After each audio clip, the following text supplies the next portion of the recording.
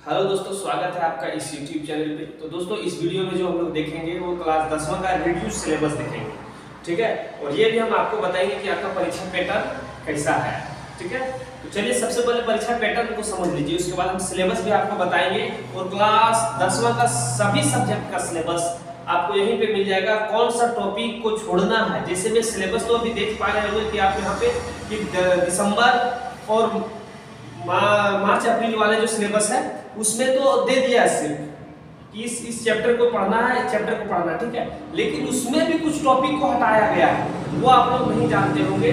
तो आपको इस वीडियो में हम बताएंगे कि कौन कौन सा टॉपिक को हटाना है, कौन कौन सा टॉपिक को पढ़ना है, ठीक है। तो चलिए सबसे पहले हम लोग अपना परीक्षा पैटर्न समझ लेते हैं। तो जैसे कि दोस्तों आप लोगों को पता है कि ये जो यहाँ पे फर्स्ट टर्म जो एग्जाम नहीं हुआ और ये आपका 40 नंबर का था। सेकेंड टर्म का भी एग्जाम ये भी आपका 40 नंबर का है, दोनों 40-40 का है ना। तो क्या बोला गया है कि ये दोनों 40 और 40 ये दोनों एक साथ परीक्षा ले लिया जाएगा। ये दोनों का 80 नंबर का एक टाइम एक ही साथ में परीक्षा ले लिया जाएगा, फर्स्ट टर्म और सेकेंड टर्म का, ठीक है। इसमें से ये भी बताया जा रहा है कि ये जो आपका है 40 नंबर वाले जो है, पहले जो टर्म 1 में था मॉडल सेट में हम लोग पढ़िए, वो आपका OMR सीट पे ही रहेगा, ठीक है। जैसे आप तैयारी किए उसी मतलब सेम उसी टाइप का रहेगा। और ये आपका 40 नंबर है, ये आपका राइट हैंड होगा, मतलब लिखना है आपको, ठीक है। लिखित परीक्षा होगी ये, वो भी लिखित है। लेकिन ये जो है आपका लघु उत्तरीय, short question and long question, सभी प्रकार के क्वेश्चन इसमें इन्वॉल्व रहेंगे, ठीक है। ये था आपका सेकंड टर्म का 80 नंबर का हो गया। समय भी इसमें देखिए, इसका था 1.5 घंटा, इसका भी 1.5 घंटा, मतलब 3 घंटा आपको समय दिया जा रहा है, ठीक है। यहां तक तो क्लियर आप समझ गए होंगे। ये भी सुनने में आ रहा है कि आपका अगर कहीं प्रस्ताव भेजा गया है कि अगर कहीं ये परीक्षा होम सेंटर पे भी हो सकता है, ठीक है। होम सेंटर पे आपके स्कूल में ही इसका परीक्षा हो सकता है, ये भी सुनने में आ रहा है, ठीक है। पेपर में न्यूज में दिया हुआ था कि होम सेंटर के बारे में भी बात चल रही है, ठीक है। तो यूपी में क्या भी है, जो 40-40 नंबर वाले हैं इसको समझ गए होंगे कि first term and second term दोनों को आप पढ़ना है। तो फर्स्ट टर्म का सिलेबस तो आप क्लियर कर लिए होंगे। सेकंड टर्म का सिलेबस जो है, ठीक है, सेकंड टर्म का सिलेबस उसको भी हम लोग अभी देख लेंगे। और फर्स्ट टर्म का सिलेबस में कौन कौन टॉपिक हटाया गया था वो टोटल सिलेबस को हम लोग समझ लेंगे इसमें, ठीक है। तो चलिए अब हम लोग मोबाइल स्क्रीन पे चलेंगे, ठीक है। उससे पहले आप यहाँ पे और एक थोड़ा सा बात समझ लीजिए, आप पढ़ने का जो तरीका आपका स्ट्रेटेजी क्या होना चाहिए। देखिए इसके ऊपर स्पेशल हम एक वीडियो बनाएंगे कि कम समय में आप कैसे अच्छा नंबर गेट कर लाएं, ठीक है, वो तो बताएंगे। लेकिन थोड़ा सा भी बता दें कि फर्स्ट टर्म को भी आप 1-2 घंटा जरूर समय दीजिएगा और सेकंड टर्म को तो अधिक समय देना ही देना है क्योंकि कम समय बचा हुआ है, ठीक है। तो चलिए अब हम लोग मोबाइल स्क्रीन पे चलते हैं और जाके देखते हैं कि सिलेबस क्या है। सभी सब्जेक्ट का सिलेबस क्लास 10 के लिए ऑल सब्जेक्ट में कौन कौन सा टॉपिक हटाया गया, कौन कौन सा टॉपिक को पढ़ना है, वो हम लोग देख लेते हैं, फर्स्ट टर्म का भी सेकंड टर्म का भी, ठीक है। तो चलिए अब हम लोग चलते हैं मोबाइल स्क्रीन पे। तो अब हम लोग आ गए हैं मोबाइल स्क्रीन पे। तो इसमें हम लोग देखते हैं कि कौन कौन सा टॉपिक, जैसे में देखिए ये जो सिलेबस आपको अभी हम दिखा रहे हैं ये कक्षा 10 का है, ठीक है, क्लास 10 के लिए है। और ये भी हम आपको इसमें दिखाएंगे कि ये देखिए जो सिलेबस है आपका, इसमें समझिए ये है दिसंबर वाला जो एग्जाम, नवंबर दिसंबर में, मतलब प्रथम फर्स्ट टर्म वाला एग्जाम का ये सिलेबस है, ठीक है। और ये सेकंड टर्म वाला सिलेबस है। इसमें आप देखिए ध्यान से कि इसमें कौन सा टॉपिक को पढ़ाया जाएगा, कौन सा टॉपिक को हटाया जाएगा, ये नहीं लिखा हुआ, सिर्फ इसमें चैप्टर को डिवाइड कर दिया गया है, ठीक है। चैप्टर को बांट दिया गया है कि इधर वाले फर्स्ट टर्म का है, इधर वाले सेकेंड टर्म का है, ये बता दिया गया है, ठीक है। लेकिन इसमें भी कुछ टॉपिक को हटाया गया है, जैसे कि हम लोग आगे देखते हैं मैथ का। देखिए ध्यान से, देखिए मैथ में जो है यहाँ पे आप देखिए मैथ यहाँ पे आ गया आपका, ठीक है। मैथ जैसे कि आपका यहाँ पे आ गया है, तो इसमें देखिए कि ये सेकंड टर्म के एग्जाम है, ठीक है ना, और ये फर्स्ट टर्म के एग्जाम है। तो फर्स्ट टर्म वाले सिलेबस को तो आप जानते ही होंगे, लेकिन इसमें भी आप लोग कुछ टॉपिक को नहीं आप लोग को पता है, तो ये भी हम इस वीडियो में क्लियर कर देंगे। देखिए इसमें चैप्टर सिर्फ कर दिया गया है, ठीक है, चैप्टर को बता दिया गया है, कंस्ट्रक्शन है, surface area and volume, statics, probabilities, ये जो है some important, some application of trigonometry, ठीक है, ये सभी चैप्टर का नाम दिया गया है इसमें। लेकिन इसमें भी कुछ टॉपिक को हटा दिया गया है, ठीक है। कौन सा टॉपिक को हटाया गया है, वो हम लोग इस वीडियो में बात करेंगे, ठीक है। वो आप लोग को समझाएंगे कि देखिए इस चैप्टर से इस टॉपिक को नहीं पढ़ना है, ठीक है। इस टॉपिक से आएगा जो क्वेश्चन नहीं आने वाला तो उसको हम लोग काहे पूरे चैप्टर को पढ़ेंगे, ठीक है। तो ये हम आपको इसमें बताएंगे। तो चलिए, ये आपका जो था ये डिवाइडेड यहाँ पे दो दिखाया गया है कि फर्स्ट टर्म सेकंड टर्म में डिवाइड कर दिया गया, ये सिलेबस है, ठीक है। अब चलिए हम आप लोग को सिलेबस दिखाते हैं, जिसमें टॉपिक को हटाया गया है वो सिलेबस को हम दिखाते हैं आप लोगों को, ठीक है। देखिए इसमें तो आप देख लिए होंगे कि इसमें ये और ये पढ़ना है, ठीक है। इधर वाला सेकंड टर्म का है और इधर वाला फर्स्ट टर्म का है, ये तो आप लोगों को पहले से भी पता होगा। लेकिन चलिए टॉपिक आपको बताते हैं कि दूसरा सिलेबस आपको दिखाते हैं, उसमें आपको बताया जाएगा कि इस चैप्टर से इस टॉपिक को नहीं पढ़ना है, क्योंकि इससे क्वेश्चन आपको नहीं पूछा जाएगा, ठीक है। तो चलिए हम लोग देखते हैं। तो चलिए हम लोग दूसरा सिलेबस पे आ गए हैं, ठीक है। और इसमें देखिए संक्षिप्त पाठ्यक्रम है, इसमें दिया हुआ अकादमिक वर्ष 2021-22 के लिए है और कक्षा 10 का दूसरा सिलेबस हम लोग खोल के रखे हैं यहाँ पे। अब दूसरा सिलेबस आप एक साइड से देखते चलेंगे।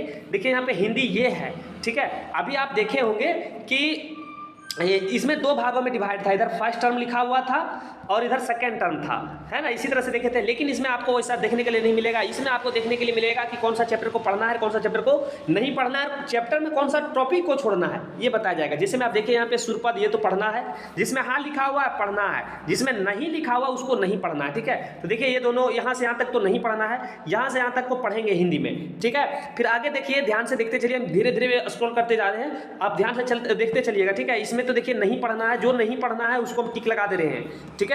और आगे चलिए, देखिए यहाँ पे ये आपका कीर्ति का दूसरा बुक है, उसमें है पढ़ना है कि नहीं पढ़ना है वो देख लीजिए ध्यान से। तो इसमें से आपको दो चैप्टर जैसे में यहाँ पे हाँ हाँ पढ़ना है और इसके बाद ये दोनों तीनों नहीं पढ़ना है, ठीक है। आगे देखिए व्याकरण में आप व्याकरण देख पा रहे होंगे कि व्याकरण में देखिए क्या क्या पढ़ना है। तो व्याकरण में आपको यहाँ पे दिख रहा होगा कि देखिए क्रिया भेद, सकर्मक अकर्मक, अनेकार्थी शब्द को पढ़ना है, समास में पढ़ना है, समास भी पढ़ना है, ठीक है। और यहाँ पे फिर आपको वाक्य के भेद मिश्र वाक्य को पढ़ना है और यहाँ पे समुच्चय बोधक अवयव को पढ़ना है, अन्य विकारी शब्द को पढ़ना है और वाच्य को भी पढ़ना है इसमें, ठीक है। पत्र लेखन में रचना में भी देख सकते हैं, यहाँ पे सभी कुछ को पढ़ना है। यहाँ पे निबंध पढ़ना है, पत्र लेखन पढ़ना, निबंध पढ़ना, अपठित गंध और मतलब कि गद्यांश और अपठित पद्यांश, ये दोनों को पढ़ना है आप लोगों को, ठीक है। ये सभी को पढ़ना है। लेकिन आगे चलिए, देखिए यहाँ पे देख पा रहे हो कि ये हिंदी बी का है, तो आगे हम लोग बढ़ते हैं आगे, ठीक है। इस तरह से आप देख लीजिए, अंग्रेजी में सब कुछ यहाँ पे दिखाया गया है कि लेटर टू गॉड, ये सभी चैप्टर को पढ़ना है। जो चैप्टर नहीं पढ़ना है आप यहाँ पे देखिए नो करके लिख दिया गया है, जिसमें नो लिखा हुआ मतलब नहीं पढ़ना है, इससे आपके परीक्षा में क्वेश्चन नहीं पूछे जाएंगे इस चैप्टर से, ठीक है। आगे चलिए देखिए ध्यान से, तो इसमें आप देख पा रहे होंगे कि यहाँ पे सब कुछ बताया गया है कि क्या क्या पढ़ना है नहीं पढ़ना है, ठीक है। संस्कृत है आपका, तो संस्कृत में देखिए यहाँ पे एक साइड से धीरे धीरे स्क्रॉल कर रहे हैं और इसका पीडीएफ भी हम डिस्क्रिप्शन में डाल देंगे, आप वहाँ से भी जाके डाउनलोड कर सकते हैं, ठीक है। तो चलिए आगे हम लोग बढ़ते हैं और यहाँ पे हाँ, अब आ गए हम लोग गणित के ऊपर। गणित को समझिए सबसे पहले। गणित में चैप्टर नंबर 1 जो आपका, ये तो चैप्टर नंबर 1 जो है ये आपका फर्स्ट टर्म का है, लेकिन सेकंड टर्म और फर्स्ट टर्म दोनों का कंबाइंड एग्जाम होगा, इसीलिए आपको ये भी समझना बहुत जरूरी है। तो देखिए यहाँ पे 1.4 लिखा हुआ है ना, तो 1.4 करके आपके एग्जाम मतलब कि किताब में आप जाइएगा, खोलिएगा तो वहाँ पे टॉपिक वाइज कुछ लिखा हुआ मिलेगा 1.4 में, ठीक है। 1.4 में क्या लिखा हुआ मिल सकता है, तो देख लेते हैं हम लोग 1.4 में क्या लिखा हुआ रहेगा।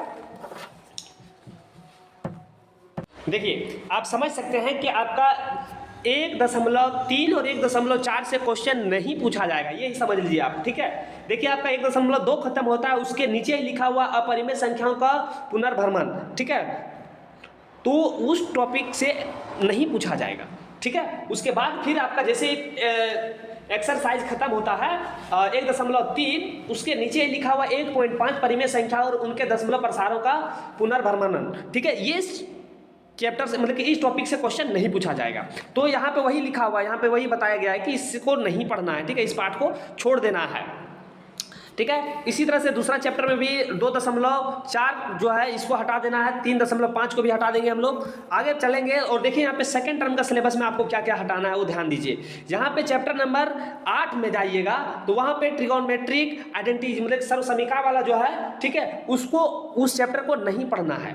लास्ट चैप्टर है, उस लास्ट चैप्टर से आपका क्वेश्चन नहीं पूछा जाएगा, क्योंकि उसके बाद उसमें कुछ क्वेश्चन पढ़ना है आप लोगों को, लेकिन इससे रिलेटेड टॉपिक जो इस टॉपिक से रिलेटेड क्वेश्चन है उसको आपको सॉल्व नहीं करना है। तो आप समझ सकते हैं कि कौन सा चैप्टर को पढ़ेंगे नहीं पढ़ेंगे, ठीक है। त्रिकोणमिति त्रिकोणमितीय सर्वसमीका, ये चैप्टर को हटा दिया गया है, इस टॉपिक को हटा दिया गया, नहीं पढ़ना है, ठीक है। उसमें भी 10वां में भी सेम है, number of trigon tangent form a point on a circle, ठीक है, ऑन ए सर्कल, ठीक, इसको हटा दिया गया है। तो आप समझिए बात को कि इधर वाले पॉइंट में, इधर वाले जो इधर लिखा हुआ मिलेगा, इसको आपको नहीं पढ़ना है। पर चैप्टर तो पढ़ना है, देखिए एस एस लिखा हुआ ये सभी को पढ़ना है, लेकिन इसमें भी कुछ पॉइंट टॉपिक है उसको नहीं पढ़ना है, ठीक है। तो चलिए, उम्मीद है कि आप समझ रहे होंगे इसमें से, ठीक है। तो मैथ का आप समझ गए होंगे, इसका PDF हम डिस्क्रिप्शन में डाल देंगे, वहाँ से आप देख लीजिएगा जाके, ठीक है। आप देखिए यहाँ पे भौतिक में क्या क्या नहीं पढ़ना है। तो भौतिक में देखिए यहाँ पे चैप्टर नंबर 11 में देखिए, चैप्टर नंबर 11 से क्या क्या हटाया गया है। तो प्रिज्म से प्रकाश का अपवर्तन, कांच से प्रिज्म द्वारा श्वेत प्रकाश का विक्षेपण, प्रकाश का परिकर्णन, और चैप्टर 12 विद्युत से विद्युत धारा का तापीय प्रभाव, विद्युत शक्ति, ये सभी नहीं पढ़ना है। मतलब इस टॉपिक से को छोड़ देना अपने बुक में, इससे क्वेश्चन भी आपको नहीं देखना है। जो बचता है उसके बाद, जो बच रहा है टॉपिक उसको पढ़िए आप, इसको छोड़ने के बाद, ठीक है। रसायन में भी, ये रसायन विज्ञान में सभी को पढ़ना है। यहाँ पे देखिए डिलीटेड सिर्फ एक ही टॉपिक है, वो चैप्टर है तत्वों का आवर्त वर्गीकरण, चैप्टर 5 जो है आपका वो हटा दिया गया है, ठीक है। और इसमें भी देखिए जीव विज्ञान मतलब बायोलॉजी में एक ही चैप्टर को हटाया गया है, प्राकृतिक संसाधनों का प्रबंधन, चैप्टर नंबर जो आपका लास्ट है उसको हटा दिया गया है, ठीक है। इसको हटा दिया गया, डिलीटेड लिखा हुआ, और एक और है नियंत्रण एवं समन्वय, ये डिलीटेड, जिसमें डिलीटेड लिखा हुआ मतलब नहीं पढ़ेंगे उसको, वो हटा दिया गया है, ठीक है। और सिलेक्टेड है उसको पढ़ना है हम लोगों को। तो ये साइंस का था। इतिहास में भी देखिए, इतिहास में आप चलिएगा तो यहाँ पे औद्योगिकरण का युग में आपको उप विषय 4 और उप विषय 6, आप किताब जब खोजिएगा उसमें आपको मिल जाएगा उप विषय 4 और उप विषय 6, इस प्रकार से कुछ करके 1 2 3 4 5 6 लिखा हुआ मिलता है। ये सभी टॉपिक को नहीं पढ़ना है, ठीक है। भूगोल में तो देखिए यहाँ पे 2 चैप्टर को नहीं पढ़ना है, सबको पढ़ना है, ठीक है।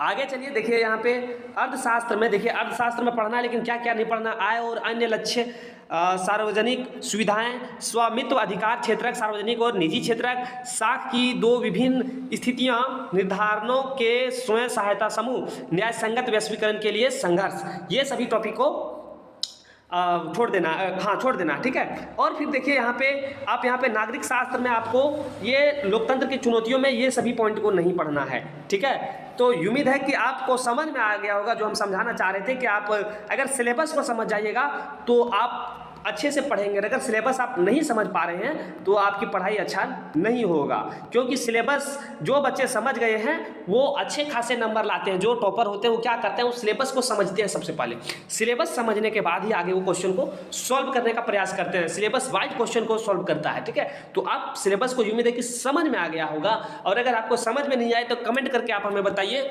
आपको हम अलग से समझाया जाएगा, ठीक है, समझाने का प्रयास करेंगे, ठीक है। तो चलिए दोस्तों, उम्मीद है कि आपको ये सिलेबस समझ में आ गया होगा। अगर वीडियो समझ में आया है तो लाइक कर दीजिए, और अगर चैनल पे आप न्यू हो तो चैनल को सब्सक्राइब कर दीजिए। और आपसे एक बहुत काइंडली रिक्वेस्ट है कि आप इस वीडियो को दोस्तों के पास जरूर शेयर कर दीजिएगा, और उन्हें भी वीडियो को देखने के लिए कहिए, और चैनल के ऊपर अगर नए होंगे तो चैनल को सब्सक्राइब करने के लिए जरूर कहिएगा, ठीक है। तो चलिए दोस्तों, वीडियो को हम करते हैं अब यहीं पे अंत।